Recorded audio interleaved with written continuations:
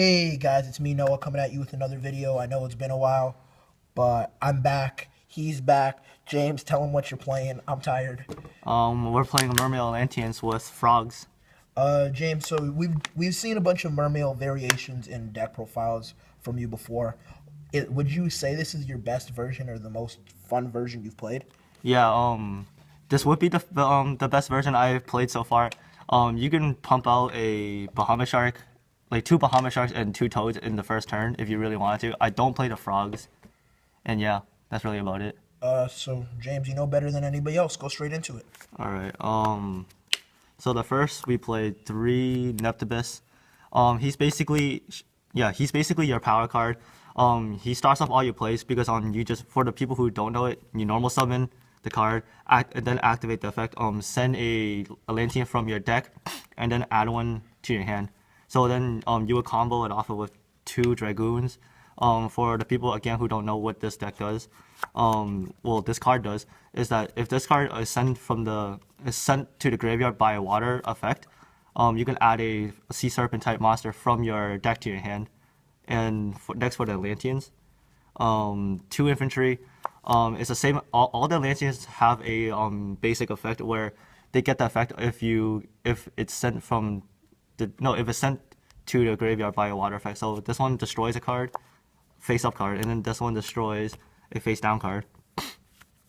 The ratio right now, I'm finding it really good because two is enough and then two is enough, and you can you're obviously restricted to the two over here because it's only limited to two. But I see a lot of people playing only 1 and 1. I don't really like it because sometimes at my locals at least, the second ones do come up a lot, so that's why I have them in there. Next, well, that's it for the Atlanteans. Next for the Mermails, I play 3 Teus.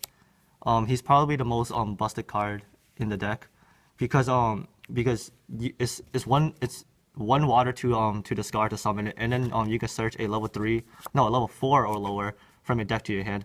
So it combos really well with the spikes, or you just get the gun to combo off. Next for the other big Mermails, three Megalos. This one is 2 waters to discard and play it. This really is really OP because it facilitates all your OTKs, and once you get and then normally you will normally just normal summon this, discard this, and then add this to your hand, and then this usually searches this. So basically, you will always end the field with these two, and then you could just tribute this, and then it gets you a Dragoons. And then it gets you a Dragoons, and then normally you would just get a second one and tribute that off, and then just continue your combos there. So the Megalo really helps with the OTKs and pitches your waters to the graveyard.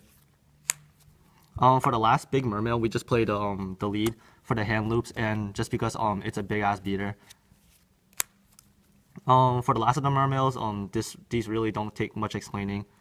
2 pikes, one Lin, and 1 gun.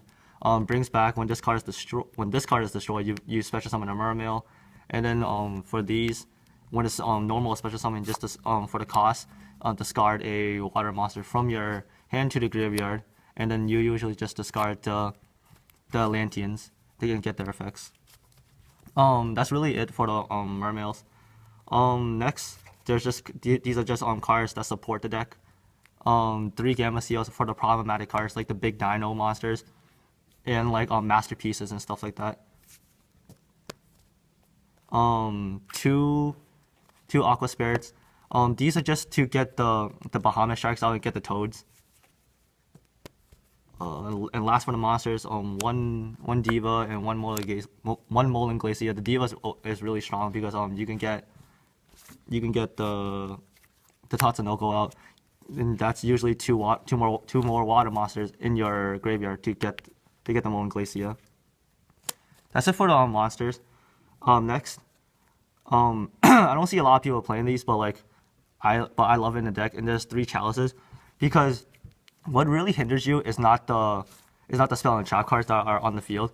It's really the monsters that are on the field because sometimes they have like reactive effects that you really just have to get over, and these help with that by stopping them. And plus this also helps with OTKs because it makes a monster gain an extra 400, so like it just gives you the last little bit of damage that you need to kill your opponent. Next, 3 instant fusions. I know Norden's gonna get banned in June 1st, so I really don't know what else I'm gonna put in here. But I'm thinking like another rare fish or something like that. I don't know. But like for now, they're just in here to continue plays, and is a combo extender too. Next for Moray Agreeds. These are really crucial in the deck that I feel like because like sometimes you draw way too much Atlanteans and you need to put them back into the deck for your princes to go off and stuff like that, and for your Molan Glacius as well. Next, 2 Twin Twisters because we don't like back row. One Rekeki, 1 Dark Hole, and 1 Migasuchi, and one for 1. Search out. This is to search out the prince, equip, and then just board clear.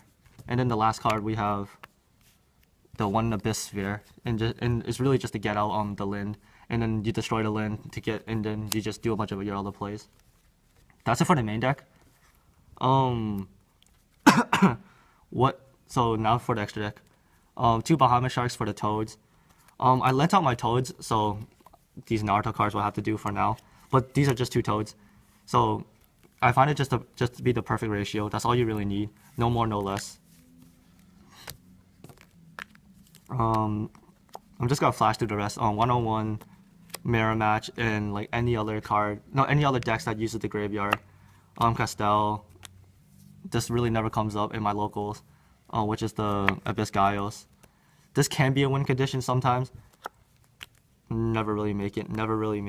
Brionac's really good because sometimes you could just ditch you can really just ditch all the water monsters in your hand and get their effects off. So it's really like a card destruction for your waters. Tatsunoko because for the Diva, and then the card that's gonna get banned soon, Norden and Rarefish. That's really about it for the deck. Is there anything else you want to say about it? Help me out because I really don't know how I'm gonna play this deck. Leave some comments down below because yeah, like I just really don't know how I'm gonna play the deck without the Norden. Because the Norden was just a huge combo extender because you could just go through all your stuff and then just go instant fusion Norden and then Norden into Bahamut Shark into your Toads and then just have just a really good backup play. But with Norden gone, like this deck has just got a lot harder to play. So like I really don't know what I'm gonna do, but I'll make it for you. And then I mean I guess I'll consider putting this card in because it's a level 4, so you can sync with the Diva and then go into your other plays I guess. But yeah, leave your comments down below of how I should be playing the deck next format I guess. All right, guys. Well, that was James with his Mermails. Exciting news. Thank you yet again for so much for 1,000 subs. We've got a special going up, or by the time you get this, the special will already be up. Yeah. But so we have either Glads or because Performance Pal's got a huge boost. I'm so excited. I'm gonna be playing that next. That deck profile should be done by the end of the week, maybe next week. I have to find a couple of cards. I never thought Wisdom Eye would come back to 3, so I have to find 2 more. I know some people have been asking me online, you know, what am I going to do with the new Spiral support at the end of it? To be honest, the deck doesn't change too much, except I'm going to play a Resonator version for you guys. So you get to see that in a little bit. Remember to like, comment, and subscribe. And this has been Teammate James and Teammate Noah. I'll see you later on in the week. Support us on Patreon.